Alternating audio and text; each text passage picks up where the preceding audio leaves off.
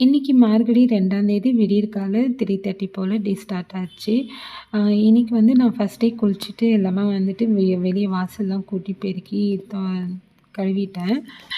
காலையில வந்து காற்று சூப்பரா வீசிட்டு இருந்துச்சு. இந்த மார்கழி மாசத்துல காலையில வீசுற காத்து வந்து ரொம்பவே வந்து ஹெல்த்துக்கு நல்லது. அதுவும் பெண்களுக்கு வந்து ரொம்பவே நல்லதுன்றதுக்காக தான் என்னமோ நம்ம முன்னோர்கள் வந்து விடியற்காலை எழுந்து கோலம் போடணும், கோவிலுக்கு போணும் அப்படின்றது ஒரு சம்பிரதாயமா வச்சிருந்தாங்க போல. இன்னைக்கு நான் வந்து விளக்கு ஏத்தக்கூடாது. அதனால எல்லாமே கிளீன் பண்ணிட்டேன். கோலம் போட்டவுடனே எங்க ஹஸ்பண்ட் தான் விளக்கு ஏத்துனாரு. விளக்கேத்திட்டு ஊதுவத்தி மட்டும் காமிச்சிட்டு ஒரு 5:30 போலவே அவர் வந்து 5:40க்குள்ள ஏத்திட்டாரு. நேத்து போட்ட வீடியோல வந்து மார்கழி வந்து எப்படி எனக்கு அறிமுகமாச்சு அப்படின்றது தான். என்ன மார்கழினா என்னன்றத என் சின்ன வயசுல நான் கத்துக்கிட்டது தான். 3வது விஷயம் என்னன்னா, காலையிலேயே வந்து திருப்பாவையும், மாலையில வந்து திருவெம்பாவையும் பாடுவாங்க.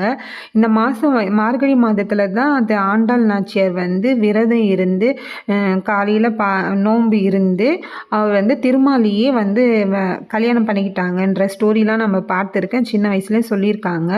அதனால வந்து கன்னி பெண்கள் எல்லாருமே கோவிலுக்கு போயிட்டு சாமி கும்பிட்டோம்னா நல்ல கணவன் அமைவாங்கன்னு சொல்லுவாங்க. ஸோ எல்லாருமே பெரியவங்க, சின்னவங்க, கன்னி பொண்ணுங்கள்னு சொல்லிட்டு எல்லாருமே காலையில் வந்து பார்த்திங்கன்னா எல்லாருமே கோவில் போயிட்டு விளக்கே போட்டுட்டு வருவோம் சின்ன வயசில். இன்றைக்கி நம்ம வீட்டில் என்ன லஞ்சுன்னு பார்த்தீங்கன்னா, அரைக்கீரை கடையிலும் பூசணிக்காய் பொரியல். அது பொரியல்னு போயிட்டு கூட்டா மாறி வந்துச்சு. இந்த வீடியோ உங்களுக்கு பிடிச்சிருந்தா லைக் பண்ணுங்கள், ஷேர் பண்ணுங்கள், மறக்காமல் நம்ம சேனலை சப்ஸ்கிரைப் பண்ணுங்கள். நெக்ஸ்ட் வீடியோவில் பார்க்கலாம். Bye tata.